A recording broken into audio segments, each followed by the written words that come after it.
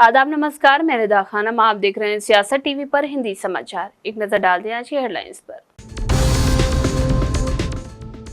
अजीत पवार की एनसीपी ने नवाब मलिक की बेटी को दिया टिकट, क्या महायुति में बढ़ेगी टेंशन? महाराष्ट्र चुनाव के बीच पुलिस ने नोटों से भरी गाड़ी पकड़ी, संजय राउत ने किया बड़ा दावा। नहीं बंद होंगे मदरसे, मिलती रहेगी फंडिंग, सरकार को सुप्रीम कोर्ट से झटका। फखरुल हसन चांद बोले, बलात्कारियों का सपोर्ट करने वाली भाजपा का चाल चरित्र और चेहरा दुनिया के सामने। मायावती के दांव ने कुंदरकी में बिगाड़ा अखिलेश यादव का समीकरण, भाजपा को होगा फायदा। जबलपुर में ऑर्डिनेंस फैक्ट्री में बड़ा ब्लास्ट, इमारत धराशायी, कई कर्मचारी गंभीर रूप से जख्मी। हिजबुल्लाह ने इजराइल की राजधानी तेल अवीव पर दागे 20 रॉकेट, वायरल वीडियो में देखे खौफनाक मंजर। अब समाचार विस्तार से। राष्ट्रवादी कांग्रेस पार्टी अजीत पवार गुट ने मुंबई की अनुशक्ति नगर विधानसभा से नवाब मलिक की बेटी सना मलिक शेख को टिकट दिया है। सना मलिक 23 अक्टूबर को नामांकन दाखिल करेंगी। बता दें कि नवाब मलिक के एनसीपी में सक्रिय रहने को लेकर भाजपा असहज दिख रही है। खुद डिप्टी सीएम देवेंद्र फडणवीस इसको लेकर आपत्ति जता चुके हैं। इस बीच अजीत पवार ने नवाब मलिक की बेटी सना मलिक को टिकट दे दिया है। एनसीपी के संस्थापक शरद पवार के पूर्व करीबी नवाब मलिक मनी लॉन्ड्रिंग के मामले में आरोपी हैं और वो इस समय जमानत पर बाहर हैं। अजीत पवार ने सना मलिक को पिछले दिनों प्रवक्ता नियुक्त किया था। वो अशुशक्ति नगर विधानसभा में लगातार सक्रिय नजर आ रही थी। नवाब मलिक 5 बार के विधायक हैं। वो 1996, 99 और 2004 में नेहरू नगर विधानसभा से विधायक चुने गए थे। इसके बाद 2009 में अशुशक्ति नगर से विधायक चुने गए। हालांकि उन्हें 2014 में मामूली अंतर से हार का सामना करना पड़ा और 2019 में इसी सीट से विधायक चुने गए। नवाब मलिक उद्धव ठाकरे के नेतृत्व वाली सरकार में एनसीपी के कोटे से मंत्री थे। इसी दौरान एनसीपी के अधिकारी रहे समीर वानखेड़े से उनका काफी विवाद हुआ। बाद में ईडी ने मनी लॉन्ड्रिंग के मामले में उन्हें 23 फरवरी 2022 को गिरफ्तार किया। उन पर देवेंद्र फडणवीस ने दाऊद इब्राहिम से संबंध रखने के आरोप लगाए। बाद में उन्हें जमानत मिल गई। महाराष्ट्र में सीट बंटवारे को लेकर कांग्रेस नेता प्रमोद तिवारी ने कहा कि सूची लगभग तैयार हो चुकी है, जल्दी इसे जारी भी किया जाएगा। कई मुद्दों पर आपसी सहमति बन गई है। महाराष्ट्र में भाजपा का गठबंधन उन लोगों के साथ है जिन्होंने प्रतिबद्धता जताई, अपनी पुरानी पार्टियों के साथ गद्दारी की। लोगों ने उन्हें हराने का मन बना लिया है। महाविकास अघाड़ी पूर्ण बहुमत वाली मजबूत सरकार चलाएगी। लगभग अंतिम दौर में कभी भी सूची जारी हो सकती है। आपसी समझौता हो गया है हमारा ज्यादातर मुद्दों पे। मैं ये कह सकता हूं कि महाराष्ट्र में भगदड़ मची है बीजेपी में और झारखंड में, सिर्फ इसी गठबंधन को देख के। क्योंकि जो गठबंधन है बीजेपी के साथ, वो 2 पार्टियों से गद्दारी करके लोग आए हुए हैं जो उनके चुनाव चिन्ह पे उनके नेतृत्व में जीते थे, चाहे एनसीपी हो और चाहे शिवसेना हो। जनता ऐसे लोगों को नकारने का मन बना चुकी है। हम महाराष्ट्र विकास अघाड़ी हमारा एक सरकार बनाएगा, मजबूत सरकार बनाएगा, पूर्ण बहुमत की सरकार। 20 नवंबर को होने वाले विधानसभा चुनाव के लिए 15 अक्टूबर से महाराष्ट्र में आदर्श आचार संहिता लागू है। इस दौरान पुणे ग्रामीण पुलिस ने बड़ी कार्रवाई करते हुए सोमवार को 5 करोड़ रुपए जब्त किए हैं। खेड़ शिवपुर प्लाजा के पास एक कार से कैश जब्त की गई है। इसको लेकर शिवसेना यूबीटी नेता संजय राउत ने दावा किया है कि एकनाथ शिंदे नेतृत्व वाली शिवसेना के एक विधायक की कार से कैश जब्त की गई है। पुणे के खेड़ शिवापुर जो टोल रोड है या जो रास्ता है, वहाँ कल 2 गाड़ियाँ थी, उसमें लगभग 15 करोड़ रुपए थे। आपको पता होगा, मैंने यहाँ से कहा था कि एकनाथ शिंदे ने अपने लोगों को 50-50 करोड़ फिर एक बार देने का चुनाव जीतने के लिए व्यवस्था की। उसमें से 15 करोड़ का फर्स्ट इंस्टॉलमेंट सबको जा रहा है, ये मैंने कहा था। 15-15 करोड़ का फर्स्ट इंस्टॉलमेंट भेज दिया है और काम चल रहा है। उसमें से सांगोला के उनके जो गद्दार आमदार है, उनके 15 करोड़ जा रहे थे। अभी 5 करोड़ का तो हिसाब लग गया, 10 करोड़ छोड़ दिया, 5 करोड़ का हिसाब दिखा दिया है। 2 गाड़ियां थी, उसी विधायक के लोग गाड़ी में थे। एक फोन आ गया, एक गाड़ी छोड़ दी। वो जो वहाँ इंस्पेक्टर था वो पहले उसी विधायक ने अपने गांव में अपने सेवा में रखा था, वही उसको टोल नाका पर उसको भेजकर एक गाड़ी को छोड़ दिया। लेकिन 5 करोड़ रुपए हमारे लोगों ने जब्त करवा दिए हैं। राज्य के लगभग 150 विधायक हैं जिनको ये पैसा अब तक पहुंच गया है, 15-15 करोड़। बाकी का पैसा भी जाएगा। हमारे 2-4 हज़ार रुपया भी हमारे जब्त कर देंगे, हमारे गाड़ी से, हमारे पॉकेट में से हमारे जब्त कर देंगे। हाँ, लेकिन ये एक उदाहरण है किस तरह से पैसों का डिस्ट्रीब्यूशन चल रहा है मुख्यमंत्री या देवेंद्र फडणवीस या अजित पवार की तरफ से। 5 करोड़ ये साधारण रकम नहीं है। 15 करोड़ थी, 10 करोड़ छोड़ दिया, कहाँ गया मुझे पता नहीं। अचानक मैंने उस बारे में ट्वीट भी किया है। 15 करोड़ का हिसाब था कल, 15 करोड़। तो पूरे राज्य में इस तरह से 15-15 करोड़ पहले पहुंच गए हैं अपने विधायक के पास, और बाकी के 30-30 करोड़ रुपए जल्दी ही मिलने वाले हैं। और ये सब पैसा जा रहा है, अभी जाएगा पुलिस प्रोटेक्शन। जम्मू कश्मीर के सीएम उमर अब्दुल्ला ने बडगाम और गांदरबल 2 सीटों से चुनाव जीता था। अब उन्होंने बडगाम सीट खाली करने का फैसला किया है। नियम के मुताबिक कोई जनप्रतिनिधि एक सीट का प्रतिनिधित्व कर सकता है। प्रोटेम स्पीकर मुबारक गुट ने सोमवार को सदन को सीएम अब्दुल्ला के फैसले की जानकारी दी। सबसे पहले जम्मू कश्मीर की आवाम को मुबारकबाद देता हूं कि जिन मुश्किलात का वो सामना पिछले 10 सालों से कर रहे हैं, उस मुश्किलात के हल के लिए जो ये असेंबली आज इकट्ठी हुई है, वोट ली है, मैं जम्मू कश्मीर की आवाम को ये यकीन दिलाता हूं कि इंशाल्लाह उनकी मुश्किलात जो हल होंगी, और जो नेशनल कॉन्फ्रेंस का मैनिफेस्टो है, इंशाल्लाह उस पर हम खरे उतरेंगे। और आने वाली असेंबली जो हमारी पहली होगी, उसमें आप देखेंगे कि जो स्टेटहुड की बात है, 370 की बात है, 35A की बात है, उसके लिए बाज़ाब्ता जो है असेंबली के प्लेटफॉर्म से जो है बात की जाएगी। साहब ने विड्रॉ की है सीट बडगाम वाली? जी हाँ, वो उन्होंने बडगाम वाली विड्रॉ की है, और उसके लिए जो अपना जब वो इलेक्शन कमिश्नर की तरफ से नोटिफिकेशन आ जाएगी तो वहाँ पे कैंडिडेट जो है वो बता दिए जाएंगे। तो स्पीकर साहब ने ऐलान किया है? जी हाँ, स्पीकर साहब ने इस चीज का ऐलान कर दिया। दिल्ली के लोगों को जहरीली हवा में सांस लेना पड़ रहा है। केंद्रीय प्रदूषण नियंत्रण बोर्ड के मुताबिक एयर क्वालिटी सुधरने का नाम नहीं ले रही है। इस बीच आज दिल्ली का औसत AQI बेहद खराब श्रेणी में 318 तक चला गया। CPCB के मुताबिक आने वाले 2 दिन तक राहत मिलने की उम्मीद नहीं है। CAQM ने ग्रैप के 4 चरण बनाए हैं, जिसमें 200 से 300 के बीच में जब AQI होता है तो ग्रैप 1 लागू होता है। 300 से ऊपर जब AQI बढ़ता है तो ग्रैप 2 के नियम लागू होते हैं। चूंकि AQI 300 के आगे बढ़ रहा है, इसलिए अब पूरे उत्तर भारत में NCR में ग्रैप 2 के नियम जो है वो आज से लागू कर दिए गए हैं। जिसका मकसद क्या है? मकसद ये है कि चूंकि मौसम जब विपरीत हो रहा है, पोल्यूटेंट हैं, जो प्रदूषण के कण हैं वो वायुमंडल में नहीं जा रहे हैं, तो कैसे जो सोर्सेज हैं उनको कंट्रोल किया जाए। और उसके लिए ग्रैप 1 से ग्रैप 2 में मुख्य तौर पर 5 नए पहलकदमियों को जो है वो शामिल किया गया है, जिसमें पहला जो डस्ट पोल्यूशन को कंट्रोल करने के लिए वाटर स्प्रिंकलिंग का जो काम था, पानी का छिड़काव था, खासतौर से हॉट स्पॉट्स पे अब जो है डस्ट सेपरेशन का पाउडर मिलाकर के छिड़काव किया जाएगा, जिससे कि देर तक वो मिट्टी जो है वो दबी रहे। दूसरा जो RWAs हैं उनको हीटर प्रोवाइड करना है, जिससे कि लोग बायोमास बर्निंग न करें, आग न जलाएं। तीसरा जो डीजल के जनरेटर सेट हैं उनको रेगुलेट करने के लिए निर्देश दिया गया है। चौथा जो मेट्रो है, बस है, उसकी फ्रीक्वेंसी बढ़ाने का निर्देश दिया गया है। और पांचवा पार्किंग शुल्क उसको बढ़ाने का, जिससे कि लोग प्राइवेट गाड़ियां जो है वो ज्यादा न बाहर लेकर के आए। तो ये 5 मुख्य तौर पर जो नए नियम इसमें जो है शामिल किए गए हैं, उसका मकसद यही है कि जो डस्ट का पोल्यूशन है, गाड़ियों का पोल्यूशन है, उसको और रिड्यूस किया जाए, जिससे कि इसका इम्पैक्ट जो है लोगों पे।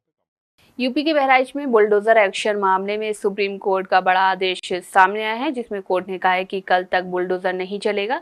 इस मामले में सुप्रीम कोर्ट ने यूपी सरकार को बुधवार तक कार्रवाई न करने का आदेश दिए हैं। सुनवाई के दौरान जस्टिस गवई ने कहा कि ये मामला हाई कोर्ट के समक्ष है।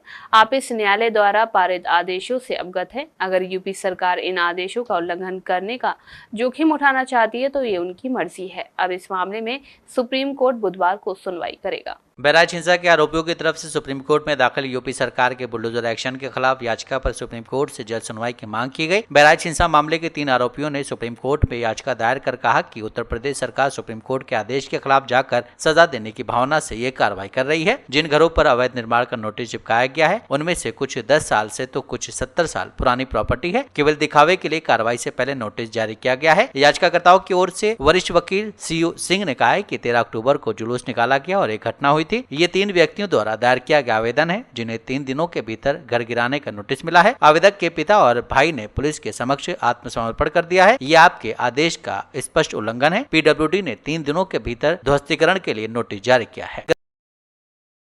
सुप्रीम कोर्ट ने देश में चल रहे मदरसों को लेकर बड़ा आदेश जारी किया है। कोर्ट ने केंद्र और राज्य सरकारों के सरकारी मदरसों को बंद करने के फैसले पर रोक लगा दी है। दरअसल एनसीपीसीआर ने 7 जून और 25 जून को राज्यों को इससे जुड़ी कई सिफारिशें की थी।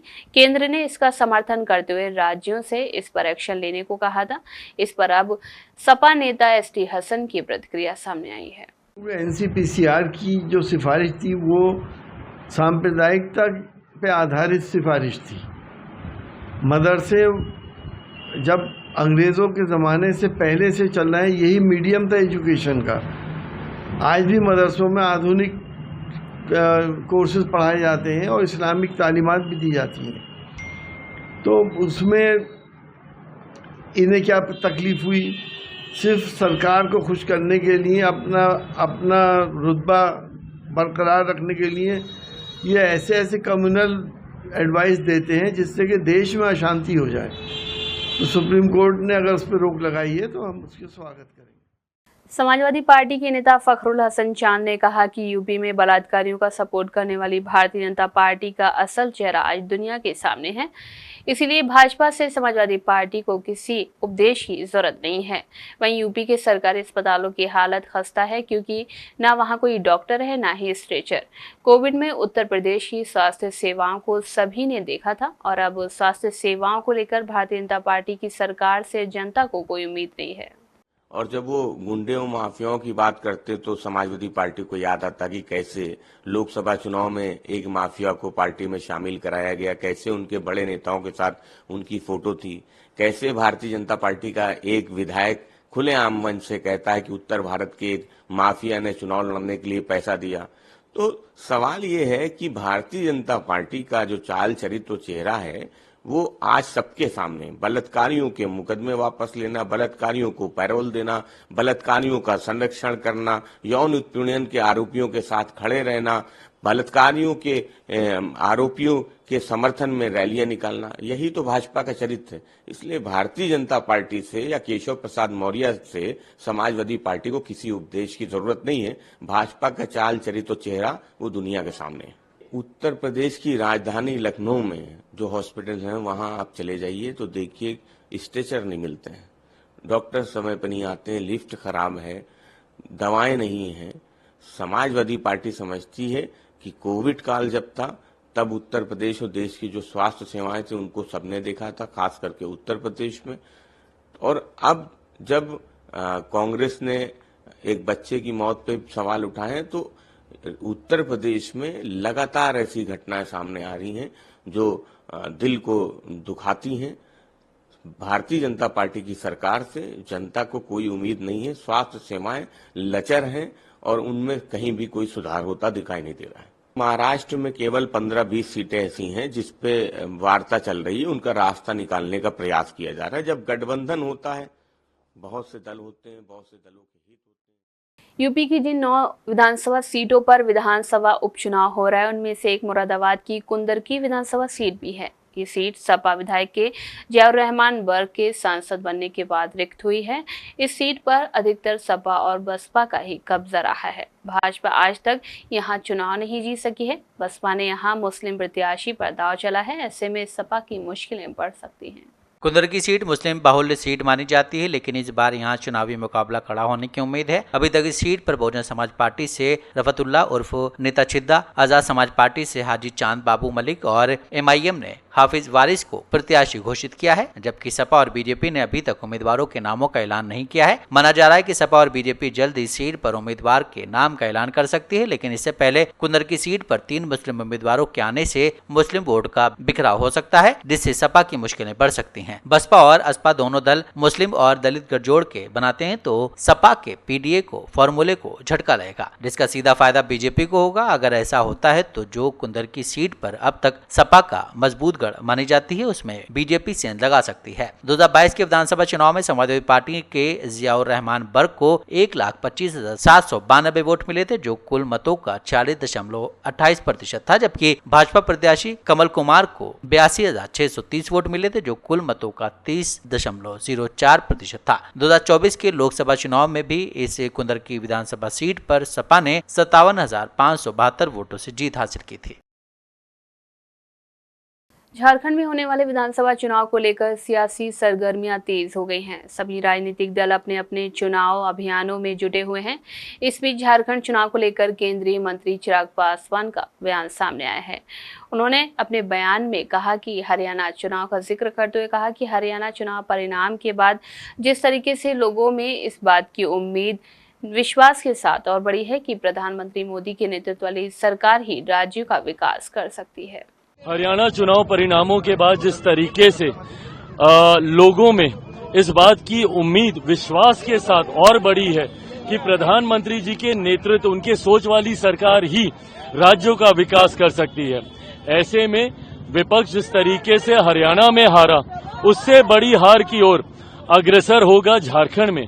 अभी तो चुनाव लड़ने से पहले एक दूसरे के घटक दलों को ये लोग सम्मान नहीं दे रहे। राजद को जिस तरीके से साइडलाइन किया गया, खुलकर ये लोग एक दूसरे के ऊपर आरोप प्रत्यारोप ये लोग लगा रहे हैं। तो जो लोग गठबंधन में सीट बंटवारे में ही एक दूसरे का सम्मान नहीं कर रहे, तो ऐसे में चुनाव में कैसे अपने वोटर्स को कन्विंस करेंगे एक दूसरे के पक्ष में मतदान करने के लिए।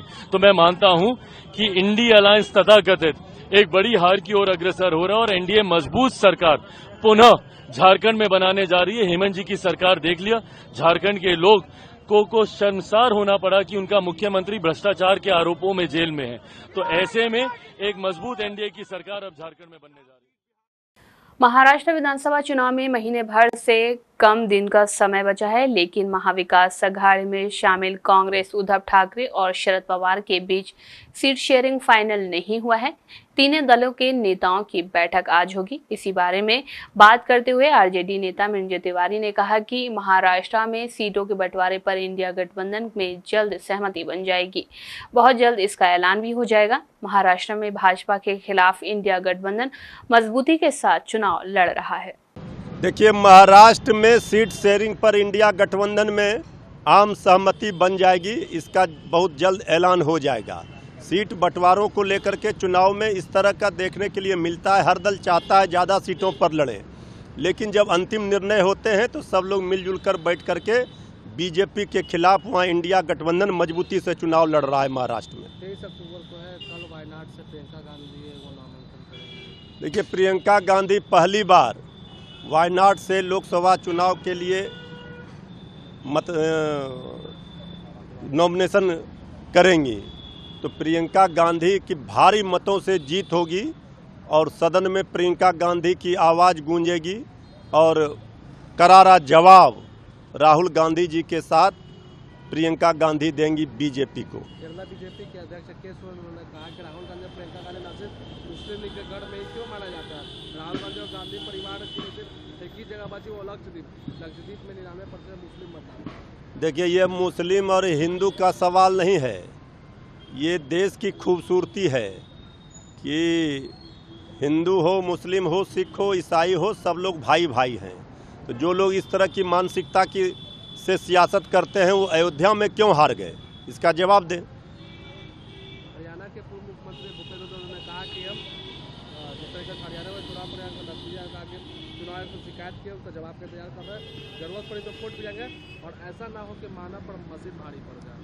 नहीं, निश्चित रूप से देखिए, जो हरियाणा के चुनाव परिणाम आए, इसको लेकर के कई तरह के संदेह उत्पन्न हो रहे हैं और इसको लेकर के चुनाव आयोग में कंप्लेन भी किया गया है, शिकायत की गई है।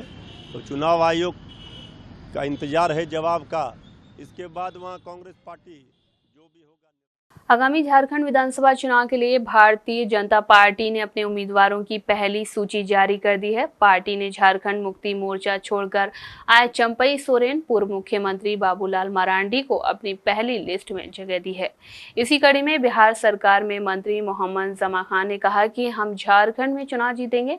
नीतीश कुमार की भी वहां एंट्री होगी। वे एनडीए के साथ हैं। बिहार उपचुनाव में हम 4 सीटें जीत रहे हैं। चुनाव जो है हम लोग वहाँ जीतेंगे, जो आप खुद समझ रहे हैं। और झारखंड मेरा है, प्रदेश का बॉर्डर प्रदेश मेरा ही रहा है, मान लिया तो सब लोग जानता है। हमारा नेता का काम करने का तौर तरीका सबको पसंद है। और नेता नीतीश कुमार जी का भी वहाँ एंट्री होगा, वो भी एनडीए के साथ हैं। निश्चित तौर पर वहाँ के लोग अगर विकास चाहते हैं, काम चाहते हैं, सौहार्द चाहते हैं, वो नीतीश कुमार जी को कार्यों को पसंद करते हैं, काम करने तौर तरीका पसंद करते हैं। आने वाले दिनों में वहाँ भी चुनाव जीते।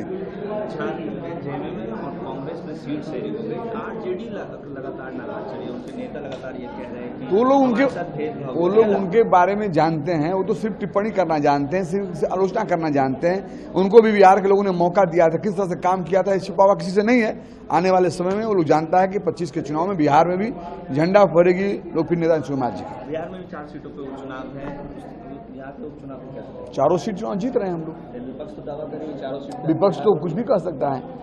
विपक्ष को तो प्राइवेट कंपनी बनाकर चाहता है बिहार को लूटना। कहने से नहीं होता है, काम करने से होता है। प्रशांत किशोर ने भी अपनी पार्टी में उम्मीदवार उतार दिया। अब ऐसे इस पार्टी का नाम लीजिए, कोई मतलब नहीं है बिहार में। क्या मतलब है? काम करें। जम्मू कश्मीर में बिहारी पे जिस तरीके से आतंकी हमले हुए हैं, उमर जो सरकार उस पर सवाल उठते हैं, उस पर हम लोग जाँच करा रहे हैं। हमारे नेता के नेतृत्व में जाँच हो रही है। जो गलत किया होगा वहाँ कार्रवाई कराएंगे। मध्य प्रदेश के जबलपुर स्थित आयुध निर्माणी खमरिया के F6 अनुभाग में आज सुबह बम ब्लास्ट की घटना सामने आई है।